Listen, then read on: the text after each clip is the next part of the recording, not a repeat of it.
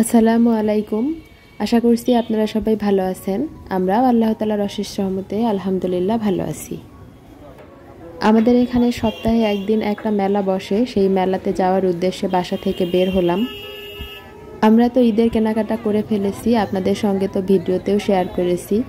আজকে আসলাম, আরও কিছু টুকটাক আমার কেনাকাটা আছে, তো ভেবেছিলাম মেলা থেকেই কিনবো, কারণ এখানে রিজনেবল প্রাইসেই পাওয়া যায়।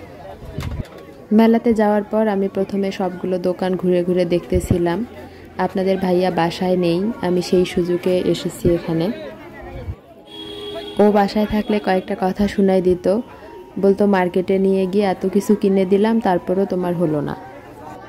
আমরা মেয়েরা মার্কেটে, শপিং মলে যেখানে গিয়েই যত কিছু কিনি না কেন, মেলাতলা থেকে সস্তায় জিনিসপত্র না কিনলে আমাদের ভালোই লাগে না।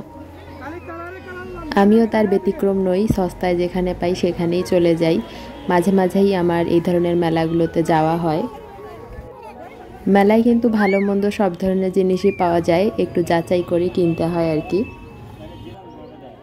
মেলা থেকে চলে আসলাম, রাস্তার ধারে টাটকা সবজি বিক্রি করছিল, সেখান থেকে করলা, পটল আর লেবু নিয়েছি। আর এখানে কি কি নিলাম চলুন দেখাই।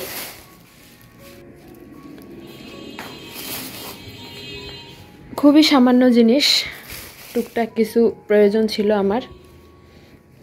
মেলাতে অনেক রিজনেবল প্রাইসে পাওয়া যায়, তাই ওখান থেকে নিয়ে আসলাম।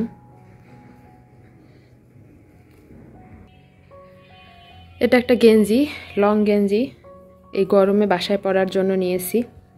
রুমের ভিতরে একটা ইনার ক্যাপ,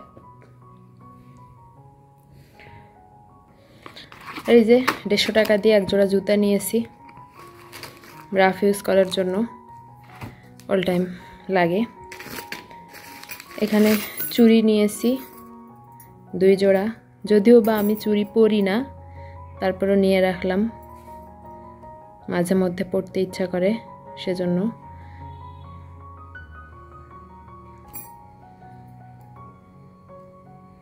যে 2 জোড়া চুড়িগুলো 50 টাকা করে নিয়েছে, 2 জোড়া 100 টাকা। একটা মাস্ক নিলাম, আমি বোরখার সঙ্গে অল টাইম মাস্ক পরি, সেজন্য কিছুদিন পর পর মাস্ক চেঞ্জ করতে হয়। আর একটা রাউন্ড ব্যান্ড নিলাম, চুল উঠে ছোট ছোট চুল গজাচ্ছে, রাউন্ড ব্যান্ড না হলে সব একদম মুখের মধ্যে এসে থাকে। আর এখানে আছে আন্ডারগার্মেন্টস, দেখানো যাবে না, এই নিত্য প্রয়োজনীয় কিছু জিনিস। এটা পরের দিনের ভিডিও, কালকে মেলা থেকে আসার পর রাতে আর কোনো শ্যুট করা হয়নি। পরের দিন সকালে আপনাদের ভাইয়া বাজার থেকে 2টা মুরগি নিয়ে আসলো, এখন আমি মুরগিগুলোকে কাটবো। অফ ক্যামেরায় রান্না করে নিলাম, আপনাদের সঙ্গে আর শেয়ার করিনি। এই তো আমার রান্না হয়ে গিয়েছে, এখন শুধু ঢেলে নিব বাটিতে। রান্না বান্না শেষ, আজকে আর কোনো কিছু রান্না করব না, এটা দিয়েই খেয়ে নেবে। অনেক কাজ আছে আজকে, কাপড় ভিজিয়েছি অনেকগুলো, সেগুলো করতে হবে। সমস্ত কাজকর্ম শেষ করে কাপড় ধুয়ে শুকাতে দিয়েছি। এখন সন্ধ্যার আগ মুহূর্ত, কাপড়গুলো এখন তুলে নিয়ে যাওয়ার জন্য ছাদে চলে এসেছি। সবগুলো কাপড় তুলে নিয়ে আসলাম, এখন ভাঁজ করে জায়গায় রেখে দিব। এই কয়েকটা কাপড় তারপরও ভাঁজ করতে অলসতা লাগে। কালকে লিচু নিয়ে এসেছিল, লিচুগুলোর এখন একটা ব্যবস্থা করতে হবে। এতগুলো লিচু তো আমরা খেতে পারবো না, নষ্ট হয়ে যাবে। এই কয়েকটা লিচু আমি খোসা ছাড়িয়ে নিলাম, নর্মাল ফ্রিজে রেখে দেব। খোসা ছাড়িয়ে এরকম ফ্রিজে রাখলে মোটামুটি 1 সপ্তাহের মতো ভালো থাকে। আর এগুলো যে ডালগুলো থেকে কেটে রাখলাম, ঝামেলা মনে হচ্ছিল ডালগুলো সহ, তাই 2-1 দিনের মধ্যে এগুলো খেয়ে ফেলবো। আর এটা ফ্রিজে রাখলে 3-4 দিন পরেও খাওয়া যাবে। বাইরে তো আর অতদিন ভালো থাকবে না, সেজন্য ফ্রিজে রাখলাম। আদা আমি সবসময় আইস ট্রেতে করে রেখে দেই, শেষ হয়ে গিয়েছিল, তাই ডিপ ফ্রিজে আদা বাটা ছিল, সেগুলো বের করে নর্মাল করে নিয়েছি। এখন আবার আইস ট্রেতে করে রেখে দিব। আইস ট্রেতে করে ডিপ ফ্রিজে রাখলে যখন যতটুকু দরকার ততটুকু বের করে রান্না করা যায়। তা না হলে ডিপ থেকে বের করো আবার নর্মাল করো, এসব করতে অনেক সময় লাগে। আর নর্মাল ফ্রিজে তো 1 সপ্তাহ 15 দিনের বেশি ভালো থাকে না, কিন্তু ডিপ ফ্রিজে এভাবে আদা বেটে রাখলে 2-3 মাস পর্যন্ত থাকে। আমি নর্মালি 1-1.5 মাসের মতো চিন্তা করে রাখি, কারণ বেশি দিন আবার রাখলে স্বাদ নষ্ট হয়ে যায়। এভাবে আগে থেকে সব কিছু প্রিপেয়ার করে রাখলে একটু রান্নায় সুবিধা হয়। আমার ফ্রিজের অবস্থা দেখেন, শুধু দুধের বোতলেই ভর্তি, আর কোনো কিছু রাখার জায়গা নেই।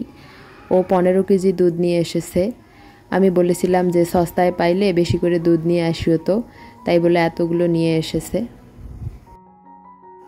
আমরা যেখানে থাকি এখানে একটু দুধের দাম বেশি, 80 টাকা 100 টাকা এরকম করে নেয়। আর ও কাজের জন্য একটু দূরে যায়, সেখানে আবার দুধের দাম কম বলতে 60 টাকা 65 টাকা করে। তো সেখান থেকে বেশি করে দুধ নিয়ে আসে, যাতে করে অনেক দিন খাওয়া যায়। তবে 5 লিটারের বেশি আনে না, এবার অনেকগুলো নিয়ে এসেছে। দুধ জাল করে রাখলাম, তারপর চলে আসলাম সন্ধ্যার নাস্তা বানাতে। ঝটপট করে চাউমিন বানিয়ে নিলাম।